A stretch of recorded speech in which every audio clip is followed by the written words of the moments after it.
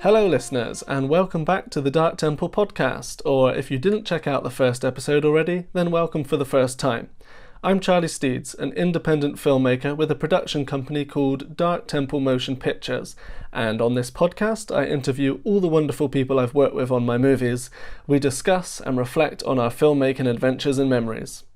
This year I shot, edited and released a movie called A Werewolf in England, which is a title I didn't choose myself, by the way. And it's among 2 or 3 movies of mine that I'm most proud of. I hosted a screening at the Karma Sanctum Soho Hotel in London, somewhere you'll often find my movies playing long in advance of their official releases, but there were a few Cornish bumpkins among the cast who couldn't make it. So, inside the remains of the actual set from the Werewolf film, which we built in a barn in Cornwall, I put together a makeshift cinema room with a projector and a sheet of MDF, and invited, among others, 2 of my least favourite actors on the planet, Rory Wilton and the absolute Emma Spurgin Hussey.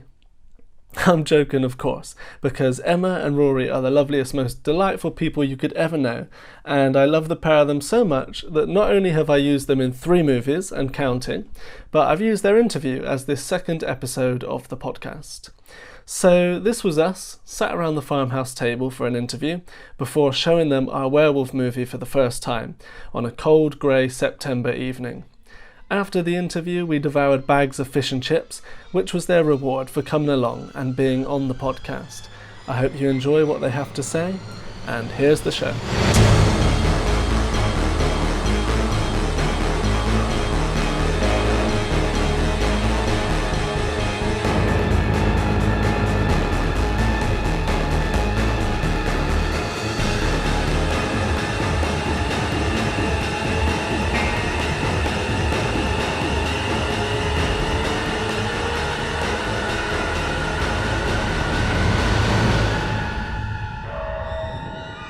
I first worked with both of you on my film The Barge People in 2017, and it was not just me casting, it was Kate and Chris also casting. Do you remember, I'll start with you, Emma, do you remember how you came to be cast? I do, you probably remember better than I do. Yes, I do remember. I think I'd come into contact with Kate through Showreel Share Day that she does on Twitter. And Rory sort of had been in contact with her and conversed with her a bit. And Rory showed me a thing, and it was you having put up a call for the landlady, and you had a picture, and it said she wears glasses. And I thought, well, I don't really wear glasses for normal seeing. I thought, I wonder if that's a deal breaker. But I've got them for reading. And you sent me a piece of script, or Kate sent me a piece of script, which was one of the landlady, or Rosemary as she came to be known, I believe, one of her monologues all about the Barge People and, you know, how she felt about her boys, and so I did this thing. Rory filmed it for me, because we will often do that for each other and read in, you know, the other lines, which helps. And then sort of said, and was that the one that finished with the wiggly eyelid? No, Rory thinks I got a thing that I do. I think it was that one, because it was the last kind of look at the end of the take, and Emma just trembled her eyelid in a kind of, I'm a complete psycho kind of way. And when I was watching it, I kind of thought, that's it. That's gonna get that eye thing is gonna. I wondered if you remembered it, because it was kind of. Whoa. But what I do remember is me and Chris and Kate watched your tape, and it was like immediate. It's going to be her. That's the line. Oh, that's nice, because I remember we came here. We were talking earlier and saying it's probably about 3 years ago. This sort of time of year in the autumn that we all met, and. We came here to the farm and had a chat, because she said, obviously, I've got to make sure that we get on as people as well as workers. And so that was how we met in person. And Rory... And that was the first time we met. Yeah, like you, Charlie, I don't drive, and Rory kindly drove me here. And you met Rory that way. And I remember you saying that Chris, the writer of The Barge People, had been keen to cast me, and shouting, get on the phone now. And you said it was almost unanimous, and I always wondered afterwards which one of the three went, actually, no, not that woman. So I never found out, but maybe history has rewritten itself in the meantime. The three of you were keen, which is a good thing. Yeah, it was definitely all three of us, immediate. But before we watched the tape, I remember Kate saying, this Emma, she's the one you're going to want. So then we watched it and we all said, oh yeah, I mean, because she had you in mind, but I knew the pair of you through just general social media. I can't remember how I heard of you exactly, but we just all know each other sort of, don't we, through the internet and stuff, so that's how it works. You see people's posts coming up, I suppose, about. Yeah, and then Rory, it wasn't until like an actual year later that you ended up becoming part of the whole project, which we never knew from the beginning. No, Did you write him in or Chris? Yeah, I wrote him in because we went up to Bristol and we saw the screening up there. You watched the whole film. The finished film. Except there was a terrible disaster partway through. Remember, there's my face just as I'm offering Kate a plate of rather unappetising looking food, and suddenly my face is looming up at the screen, all lit in red, and it went and stopped, and you shouted out, does anybody have a laptop? It was like, is there a doctor in the house? Strangely enough, the person who I later found out was Mark Kenner and who we've worked with said, I have out in my van. And he ran out, he ran out and came back with a laptop. And ironically, a couple of years later, we end up working in his films. A film which had that van in it, strangely enough, didn't it? That yellow van. So, how weird, wheels within wheels. But yes, because you'd met Rory and you thought, he might be, because you wanted to make it a bit longer or to connect up to a couple of... So what it was exactly was, you're right, we did the screening, and after all this work on the Barge People, like all this editing, it all came together, and it was, I think, 62 minutes, something like that. It might have been more, might have been 64, but it was not long enough to be a feature film. So, which is actually like so disheartening to get to the end of it, because it's the same amount of bloody work. You get to the end and it's like, this thing's not even feature length, which reduces your sales and stuff.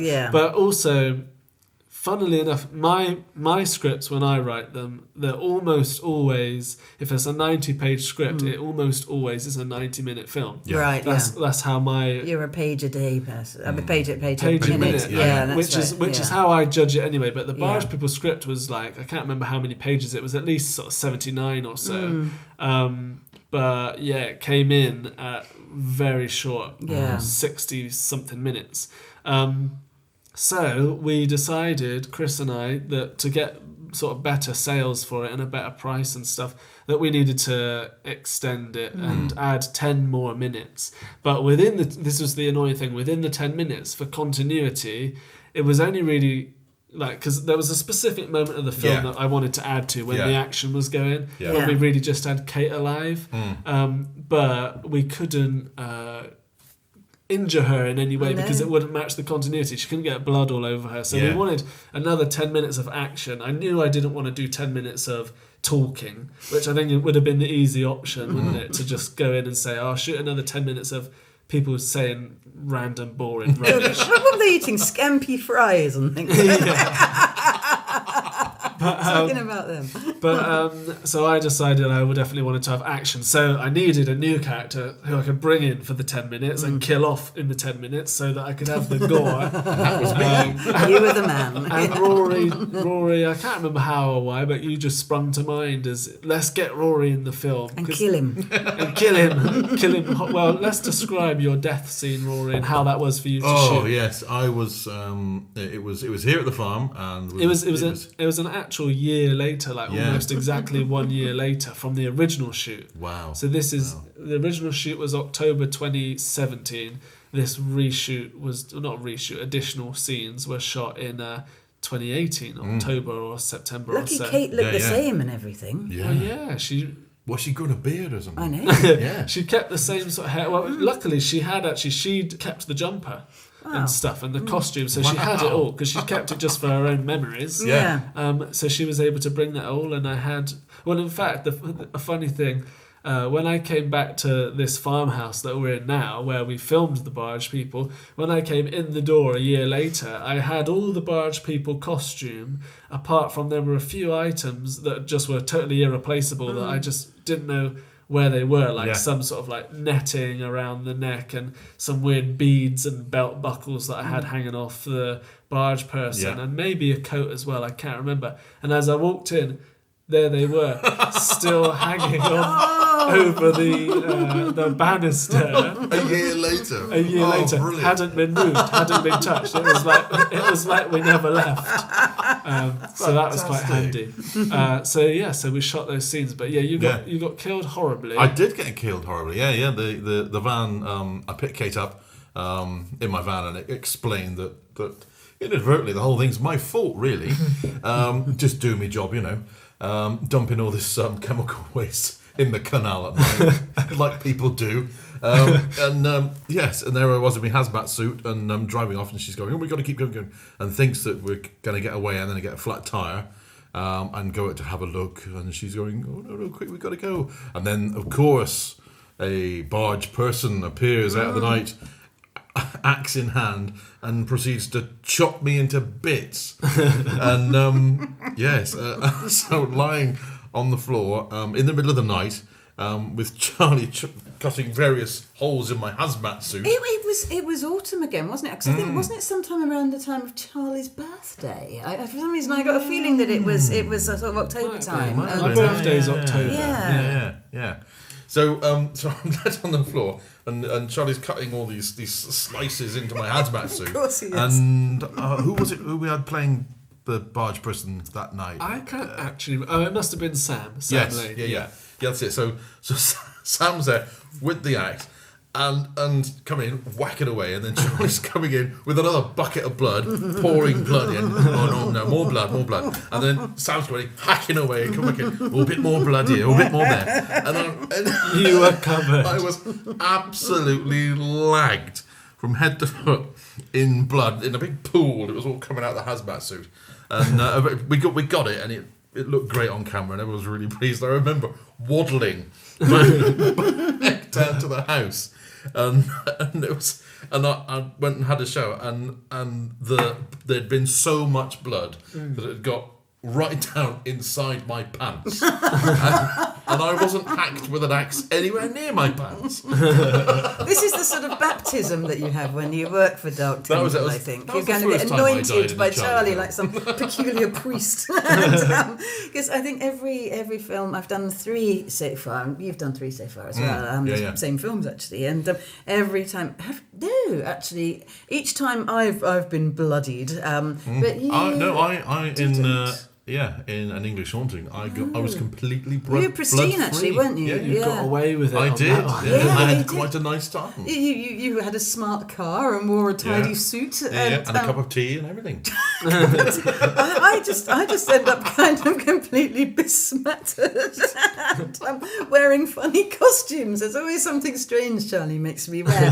First of all, it's like a pink cardigan and some jewels, and then working on the second. I don't know if you know this, Charlie, if I've told you this. I think I have. But on the Barge People, the first experience, I was working on 2 nights because there were night shoots at that pub, and Charlie gave me these. He said, "Oh, there's some things out there on the. I think it's on the snooker table. Have a look." And we chose some, and then there were these beads and some other thing. I don't know, a bracelet or something. And I put them on the snooker table when I finished the work that night. And then, luckily enough, that was the sort of one night, the main night of it, that the action took place. Then the second night we were doing in the morning, when Kate sort of comes to. I couldn't find my jewellery. And in fact, I forgot about the jewellery. And luckily, it could have been that, throughout the course of the night and all my hectic sawing and whatever it was I was doing, prepping, I'd taken off my jewellery. But I had a sort of terrible moment where I thought, no, I've ruined the continuity of everything. But I think because nobody would have been looking at my jewellery, would they? I don't think. I'd hope. And so that's something that your fans. But lots of time had passed between the scenes, I guess. I think it had. Yeah, nobody noticed. No. And then in the second one, I had the poncho of doom. Oh yes. And I got to have this special poncho that seemed to disappear disappeared but had come back again. And then in the last one, I had, the hated crinoline that you got God. me. You were going to get me one from a nice shop or something like that, but it was all a bit of a rush, and you got something off Amazon, and it was Chinese, and it was tiny, and had to be split up the back. And the sort of Rigeline hoops of my crinoline of doom all sort of began to poke through the dress. And going up and downstairs was really tricky, and it became a sort of like fighting with my costume. So I remember mostly some sort of mad costumes I've got to wear. Always getting the crazy costumes. I know. It's fun though. I mean, I have to say, Charlie, I don't know if this is the right place to mention it, because this isn't in answer to anything, but I have to say that as a woman who is no longer in that kind of golden age that casting people seem to look for between 28 and 35, there's something really liberating about doing horror films, because since doing yours, they've led to others, and there are interesting bits of writing, because, I mean, I think, not in yours actually, but in some horror films, obviously, there is less interesting writing for younger women quite often, where they scream and wear small clothes and then die, wearing their matching bras and knickers always, you know.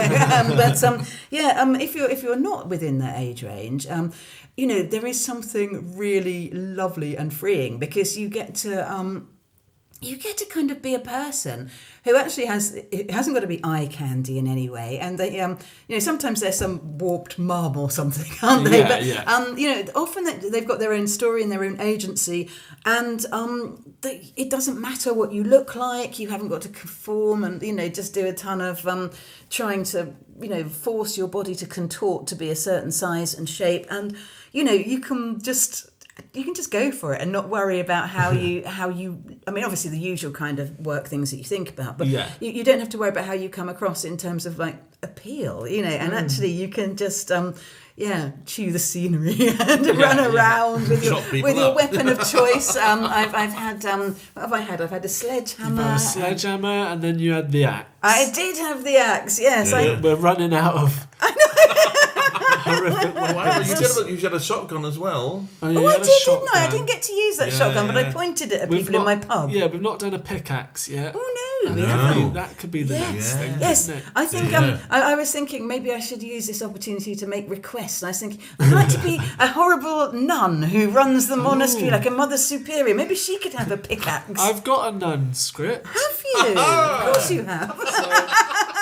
Could well happen one of these days. That's brilliant. But you've got so many brilliant people there, haven't you? Because you always work with really nice people. And just thinking about all the women who aren't sort of, you know, tinily young anymore, like Tessa and like Rowena. You've got some good people, haven't you? Actors, you know. Yeah, well, I mean, when I'm first of all, when I'm writing for people, like I love these characters, Miss Clark in An English Haunting, and then Martha Hogwood in A Werewolf in England. Those are two characters I've written specifically for you. Yeah. And I really enjoy writing. You know, when I know the actor and I'm enjoying working with them, then I can write specifically to what I want to see you guys do. You know, so I get together, as you know, this sort of weird ensemble of all these different kooky characters that just come together so brilliantly in the horror film. I think, like in A Werewolf in England, I love when I've got a big cast. Those are my favourite sets to be on, when I've got everyone together basically. And A Werewolf in England was definitely one where I got sort of like my dream team together of all of the cast, all of my crazy characters, and then I really your menagerie. And then I really let loose with all the sort of all bets were off with that film. We just all went nuts. Absolutely, with what we wanted to do. It was brilliant fun. And how do you plan to take us away, Mr. Raycraft? We've butchered your horses, murdered your coachman, and there's no getting away from the Three Claws tonight, nor any nights. Back to quickly the landlady on the Barge People. This was the first time you and I worked together, so I just was wondering, what was your sort of first reactions to sort of like, come on, you can be honest. Your first sort of experience of being there. It was 2 back-to-back night shoots as well, which were really tiring. That's it. Well, I turned up. I got off the station, the train at the station, and I thought, oh, how nice. There's Charlie. He and somebody have come to meet me, and I said, oh, that's very nice of you. And Charlie said, oh, well, I'm not here to meet you. I'm showing McKenna the train times. I thought, great. Anyway, he showed me where the pub was, and we went into the... Okay. And then he sort of introduced me to everybody. I have no recollection of this. You're probably very tired. Perhaps you weren't quite that offhand. Thanks, yeah, great. Hello. Because I think there have been some train delays and things like that, so I was a bit peevish. But anyway, you introduced me to everybody, and then I was quite surprised because everybody was having a drink, and then I was asked if I wanted a drink. I thought, ooh, this is an unusual way of working. And it was, and I remember... drip of splodge. Yes, and I remember you kind of... there were some things you were quite particular about, and some things that you just sort of let me go with, and... you know, because always you try and think, what is my working language with this person that I've worked with? You know, how are we going to do this? And I guess with each actor, it's slightly different for you as well. Yeah. And so I remember it was kind of fine, actually. We had to wait for the customers to go from the pub, and we were sort of sitting outside a lot of the time. And then... there were 4, I think, locals that had been, I was going to say hired, but that's not quite right. I think kept some drunken locals behind. I know, they've been sort of bribed. And they were paid in drinks. And there was one particularly gobby man. Every time somebody did something, he would kind of comment on it quite loudly. So I kind of thought, this is an interesting way of working. But it was all quite great. I mean, it was well looked after. I think we had food brought from your mum or aunt or somebody had brought some. Either my mum or aunt or nan. One of them brought down there was food. And then I stayed in your grandmother's house. Because it's all kind of family, isn't it? And I stayed with Kane in the same room. I thought, this is very strange. I'm staying in the same room as a man I've only just met, but he was absolutely charming and gentlemanly. But for some reason, I think by the time I got to bed, the sun rose and children all came to school. So I think I didn't sleep an awful lot. So it's probably why I was a bit done in by the end. But I remember it was just great fun. I just remember Charlie's glee, actually, and how hard... I'm going to say a nice thing about Charlie now that feels very weird and alien, but I'm always cheeky to him. But how hard you work.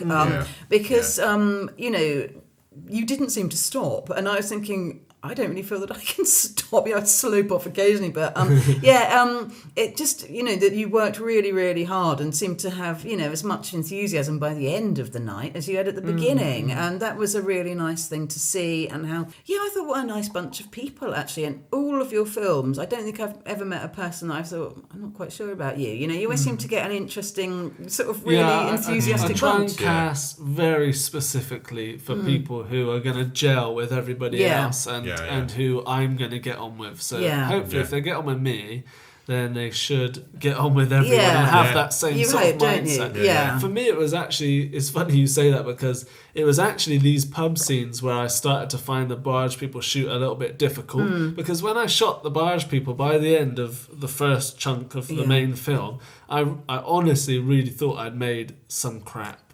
I got to the end of it and I thought, this is the one, you know, I'd done Cannibal Farm and I'd done The House of Violent Desire, and I was lucky with what I was able to get on those films.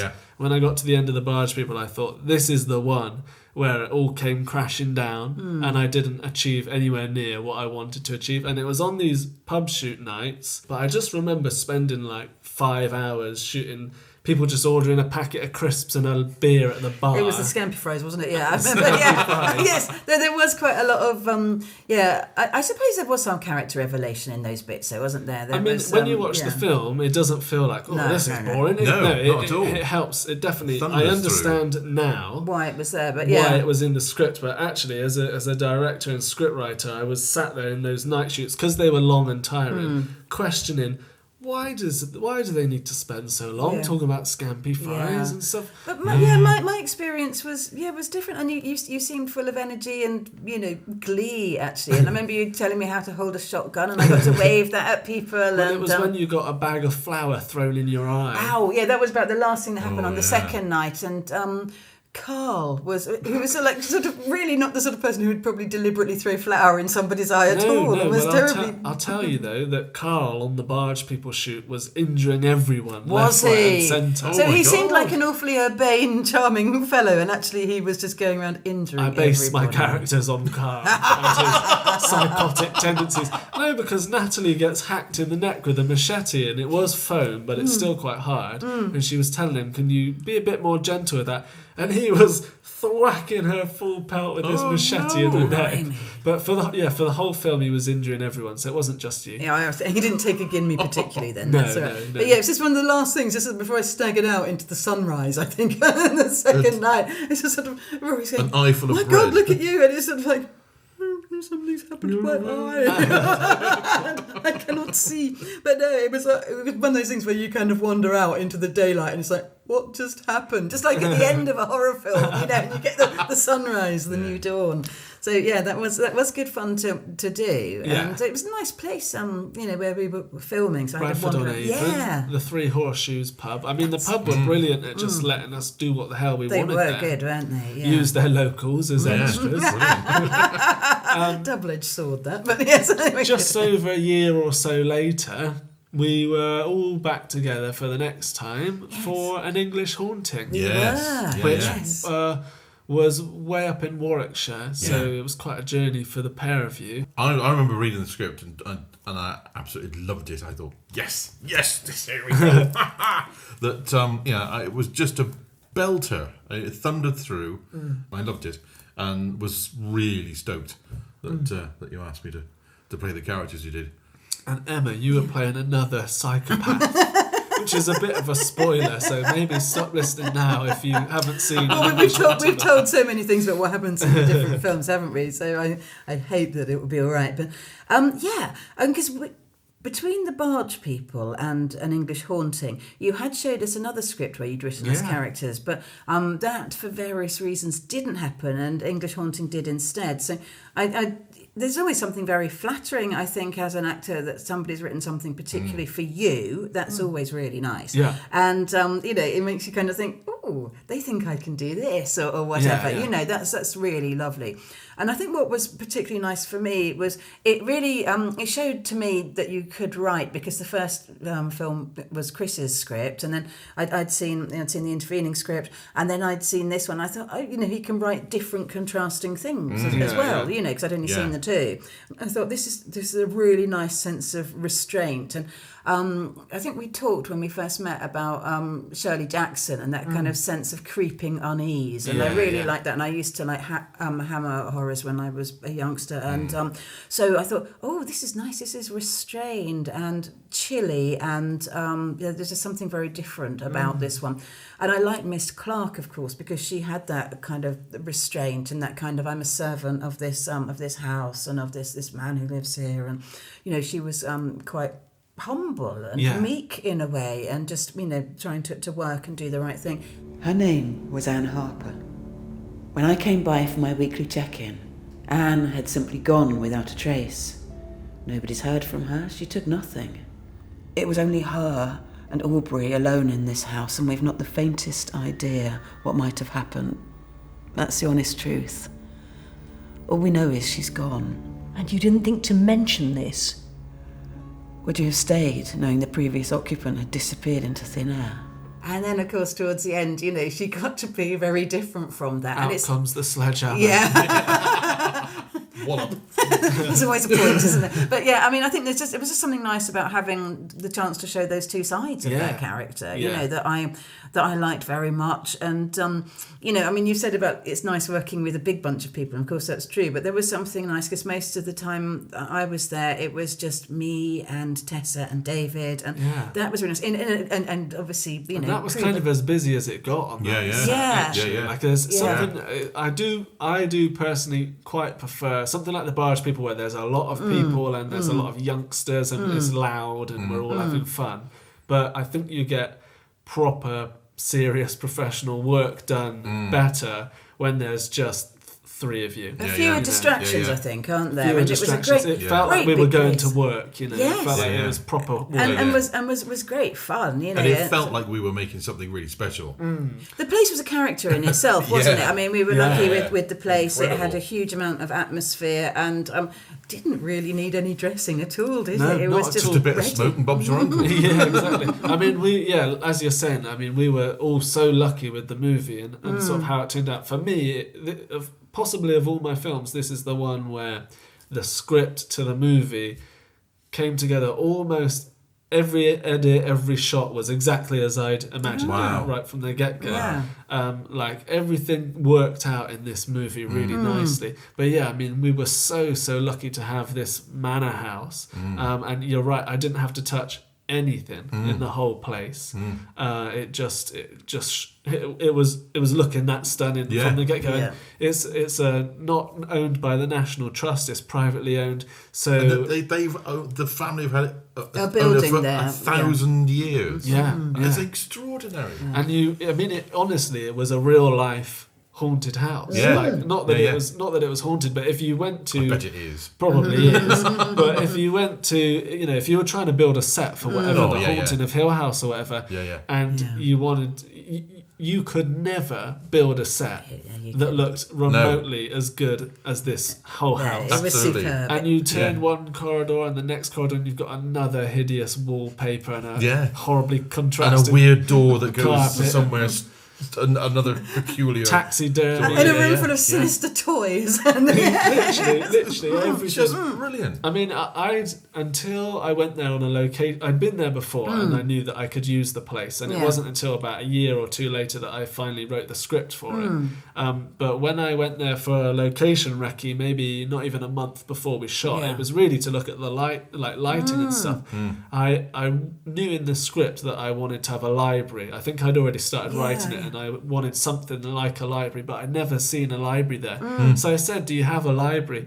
And they'd take me to the library wing, and there is this perfect, The most cool, extraordinary it couldn't be, library you could ever imagine. authentic cobwebs, cracked glass ceiling, Peeling paint and wallpaper. peeling paint on the walls, all the books are in there, and Absolutely literally brilliant. everything. So it was, I mean, no matter what people think of the film, whether they think the film itself is good or bad, the fact that we were there in this location making this genre of horror movie was just like pure once in a lifetime luck, really. It was brilliant. It was a great opportunity. It was lovely to be so contained, actually, and not have to kind of traipse so much to different locations or whatever. There was something really good about that. My favourite places that I filmed. Yeah, it's a brilliant place. And you got to drive some very fancy... Well, it was one fancy car, wasn't it? I did get to drive an apparently very fancy car, yes, that looked very flash, but was an absolute pig to drive. Yeah. Mechanically was falling to pieces, borderline lethal, and stank of petrol all the time. But it looked brilliant. Yeah. Yes, and I was very, very pleased that I was able to get those shots where we were at the front and sort of pulling in and doing the big circle and pulling up just outside the front door. Yeah, because we wanted you to do a U-turn and we didn't think we could get it, but then you managed to sort of swing there that was just enough room. It had a really massive turning circle. Yes, swing this barge of a jag around and get it in the right place. Yeah, we didn't really have the budget actually to get the cars in, but when I had everything in front of me, I was just like, we need these cars to really sell it. So I basically just got those cars myself and just hired them out with my own cash to sort of get that.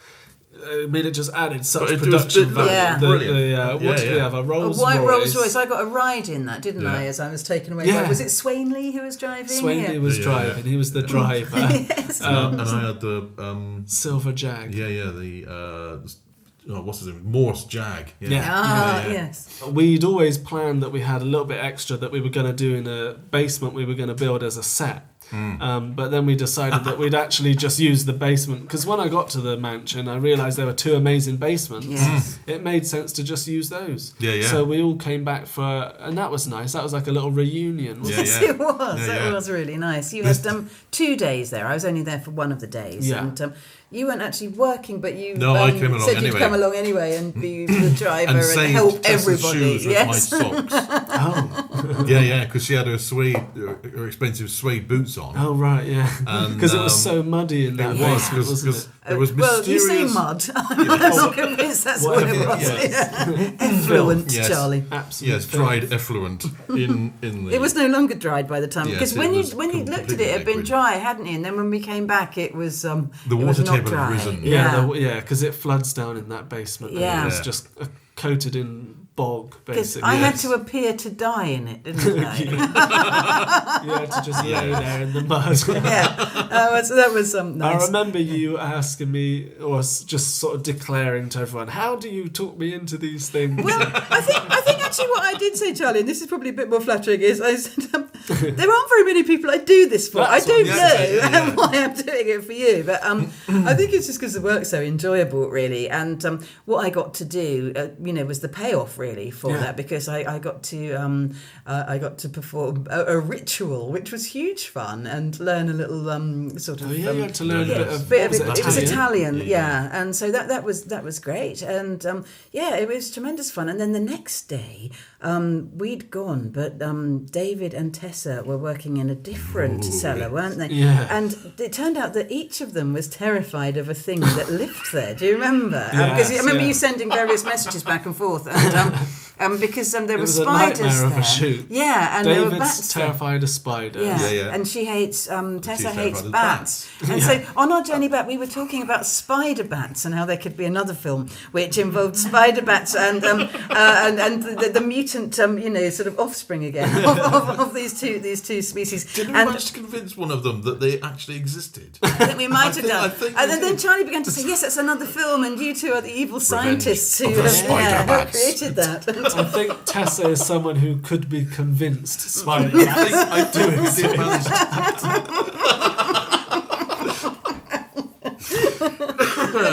It That was was lovely brilliant. actually. It was a nice little kind of reunion, and we sort of got together and had some dinner and a drink and things, and it was really nice to do that, to meet back up again. Yeah, and then actually that film of all my movies, that's the first one that came out on DVD in the UK. Ah, yes. And you can buy Because it in I've your always- local yeah. supermarket. Yes. Asda, Yeah. Morrison's, because of all my films, I've always had bad luck with UK distributors.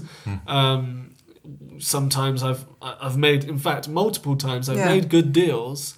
But there's even been money exchanged. Yeah. But they still don't then come out. But High Flyers, who put out an English Haunting, they've been around for a long time and they're a dependable distributor. So finally, with that film, we got to see it have a nice, decent release. Yeah. Which was great to sort of have it finally Yeah. and Yeah. be able to buy it in your own country. Yeah. It was High Flyers who I then worked with on the Werewolf film. They got in touch with me and we all wanted to work together, and they wanted me to make a werewolf film for them. Yeah. Which leads me to A Werewolf in England. Yes. Which I wrote you both a couple of quite wild roles in. So, sort of Yes, you did. same question again. When you got hold of that script and these new characters of Bernard Bagley, the sort of local drunken, whatever you'd call him, and Martha Hogwood, the creepy psycho innkeeper. What was your reaction to those?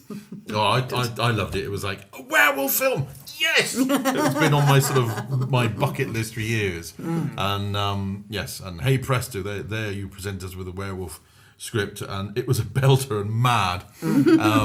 And when I came across the section where I transformed into a werewolf, yes, I thought, yes, I will die a happy man now. I'm a werewolf. And you had to wear an Destiny eye has patch called. for the I whole did thing. have to, yes, wear an eye patch for the whole thing, which was quite a challenge at times. Yeah, I can imagine. Not it as would much be. as a crinoline. No, not as much as And you had to be drunken for the whole Drunk thing. for the whole dribbling thing. and drooling. Yes, and quite paralytically drunk. Yeah. For one particular scene, which I remember it took us quite a long time to get, and keeping my energy levels up of being paralytically drunk, but dancing and singing at the same time. Well, I wanted to make use of your singing and dancing. Yes. And in fact, this is a perfect example of like when I'm writing specifically for someone. So like introduction to your character, let's have Rory singing and dancing. Yeah. You know, let's incorporate it. And Emma's character, let's have psychopath. You know. Let's have some cackling. And the cackling. two skills of mine I remember using most in that film were crossing my eyes and falling over, falling off a bed, falling off a chair. You did some amazing falling over in the film. I know. I think it surprises people a bit because they kind of think, "Blimey," because a lady of a certain age. and girth. But no, actually, what's lovely is we did quite a physical training. We had mime and stuff like that. The particular school we went to. So actually, it's really nice to use some of that stuff, and not just necessarily always be sitting around drinking tea and remembering long speeches. So when I first saw the character, I suppose my first thing was I was a bit concerned because I thought, the third film for Charlie and I'm being another landlady like I was in the first one. Another and I remember having a little Skype chat with Charlie and saying, how can I make her different? And he said, don't you worry, she'll be very different. I'm not having any of this manic nonsense and this cackling again. And I said, that'll be a change. Anyway, fast forward several months. Cackle more. I've seen you do better. Yeah, that's my favourite note from you, by the way. I was on the stairs at Shuckborough Hall, and you were like, "Emma, I've seen you do better." That's not a note, Charlie, but you know what I mean. Well, yeah, it was a good point that you raised. How do we make this psychopath any different to the other maniacs that you've already played? And I was a little bit unsure because I thought you are absolutely right that we do need to make her different because otherwise it's the same character. Your viewers will get bored. But at the same time, I think I'd written it just thinking probably we'll have another crazy psycho. It's Emma. But I think that I think I said some crap to you basically about we'll keep her. I don't think she knows she's a maniac, so we'll keep her sort of subtle and something or other. But yeah, you're right. When we got to the set, for me, it was like the way we make her different is she's psycho to the next level. Like everything we've done before, let's see if we can times it by 10. Actually, one thing I remember you saying now was you said she's like a showman. I remember, and she's having these people around to her place, and she's like the sort of head one in a carny, and she's allowing them in, and so that was really helpful actually. That showman note. There was a moment I remember from the set where you were getting basically shot in the ass, and to get the blood to spurt out, I had to climb my whole self. You didn't have to do that, Charlie. No, to make the effect. It was a bonding moment. To make the effect work, I had to climb inside your dress. But do you remember it didn't work, and we had to do it a different way because that was so rubbish. No, I'm telling you, it did work because it made it to the film. That is what made it into the final cut. It was complaining. It was so cold then. He was going, it's like it's a microclimate in there. At least you're warm, unlike the rest of us. So I was in there in the skirt hoops between your legs. It was weird. With the blood pump, spurting blood out while you sort of grabbed your wound. And that's it. I had to do some funny things. I had to fight with Reese over a picture it's very frame, physical didn't for I? everyone, Yeah. really. Yeah, there was lots going on, wasn't there? Rory had his eye ripped out. I did, yeah. And I remember it was quite miserable when it was remember how rainy and cold it was when you had your transformation. Oh, yeah, absolutely. Well, we had hailstones and lightning the lot. It was very apt and it looked amazing. It was miserable to shoot, but it looked fantastic. Yeah. No, I could feel that it was working on camera. But yes, it was an ordeal. It wasn't rolling around in the actual shit. But I could feel when we got to this set, it was not like arriving at the mansion of an English haunting. No. And I think we mentioned briefly about the sort of fishy mackerel smells and dead fish smells that are in this barn. It was also freezing cold though because it was January. It was and you'd forgotten chairs for us. And there were all sorts of things. I hadn't forgotten them. I just never didn't bother.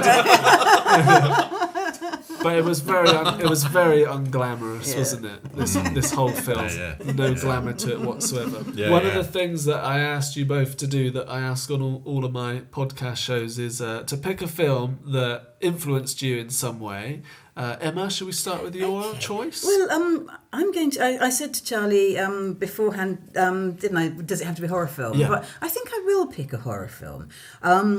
Well, the first horror film that I remember talking to you about, when you said what sort of horror do you like, was The Night of the Demon. Yeah. And I think I will talk about that one. I was going to say about Carrie because of all the different good roles for women in it, but I think Night of the Demon was one of the ones that first chilled me, actually, because we're both fans of M.R. James, and it's based on one of his stories.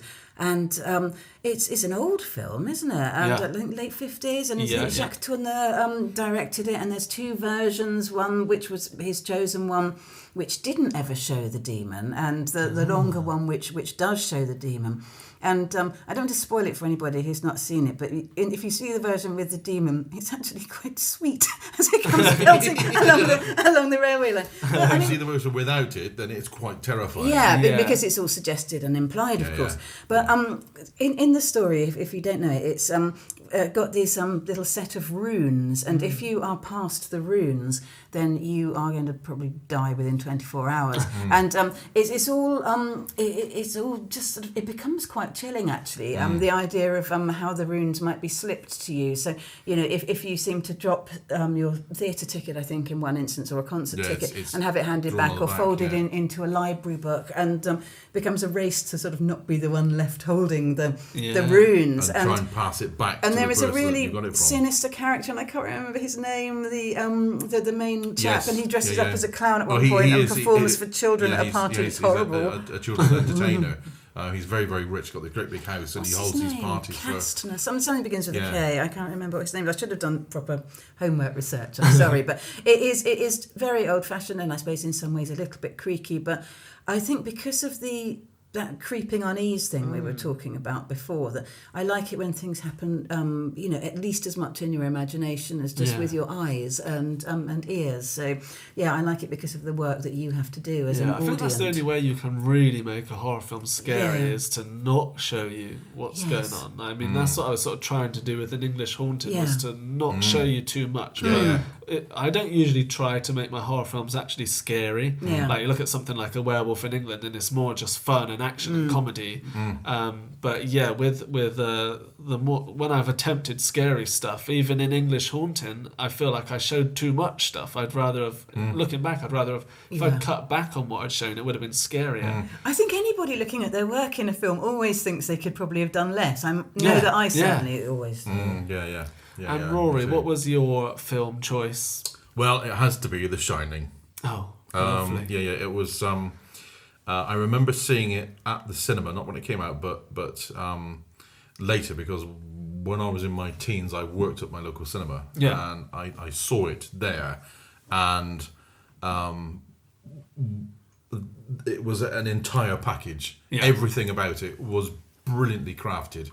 And it just this building sense of dread and foreboding and it's oh my god, and the tension and everything that just built up and built up and built up and built up, to then resolve at the end that everybody runs away, and then you get Jack there in the photograph at the end. It was brilliant. It was one of those moments, I think, before I knew I wanted to be an actor, where I thought I want to do something like that. I think it is probably the best horror film ever made. It might not necessarily be my absolute favourite. But it's definitely the best horror has ever come in terms of like filmmaking, and I mean, Stanley Kubrick, so it's no surprise. And it's also a film that, I mean, I've seen it so many times, but it never gets old. No. You discover more things every time you watch it. And have you got the director's cut? I have. I just upgraded to, because you couldn't always get it in this country. No. Then they released it in the cinema when I must have been about 19. And I went to see it in the cinema because we have a different cut in the UK to in America. They got the longer cut, which I don't know if I prefer it, but there's definitely some great scenes. There's some brilliant stuff in the director's cut. Have made it over now to that we can see those scenes. But and then they've just released a 4K and Blu-ray and DVD package, which I've got. And in fact, I was watching it on my projector at home. I've got like a projector that takes up the whole wall, and because I've moved house, it's on a much bigger wall now, so it's bigger. And I was watching it by myself, and it was striking how scary the cinematography was, and the use of lens, even just the first shot of like the helicopter. For me, just watching it up close was really disorientating. And then when I've seen these shots 100 times, but to see it again on the Blu-ray on the big screen, it's just like you find all this new stuff. But when the elevator doors open and the blood came out, the sense of dread seeing it on a screen that big as that blood rushed out, and even then the blood sort of washes up over the camera and turns everything red. That made me jump, even though I was sort of expecting it. Like people in the early days of cinema when they thought the train was going to come out and get them. And I realised, because obviously it's all shot on like so much of it's on a wide lens, and sort of moving around, you feel like you're in the film. You feel like you're there in the Overlook Hotel. And I also just got a doormat for my new flat which says the Overlook Hotel, so I'm a fan of that one as well. That's a good choice. The final thing was, I asked you both to pick somebody who is working in the independent filmmaking scene. Could be anyone, an actor, a director, a writer, who you just wanted to give a little shout out for my listeners to go and just explore them, go and see what they're doing. Our very good friend who's sat here at the table, Grace Fox, who silently listening and trying not to giggle out loud. She's an excellent film director, and we've done a whole load of different films with her now, and so we're going to do some more in the future. Good writer. And very good writer as well. But look out for Serpentine, particularly, which is it still on YouTube? Yes, she is, nodding vigorously. Look for Serpentine, which Emma and I are both in. And there's another one that one of Grace's that I was in, Empty Space, which is in post-production. Yes, I still haven't seen. So I'm looking forward very much to seeing the finished edit of that. So there you go. Lots of great recommendations for people to go and hunt down. Well, Emma and Rory, thanks very much for coming on the podcast and reminiscing about our little adventures we've had. Thanks for having us. Hopefully some more in the future, and we'll be back. Let's go and see a werewolf film. Yeah. Nuns with pickaxes.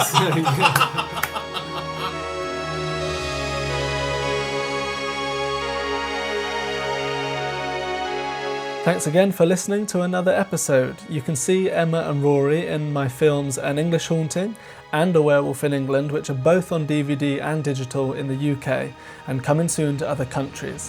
And The Barge People is out in the USA on Blu-ray, DVD and digital, which I really need to get hold of a copy for myself actually.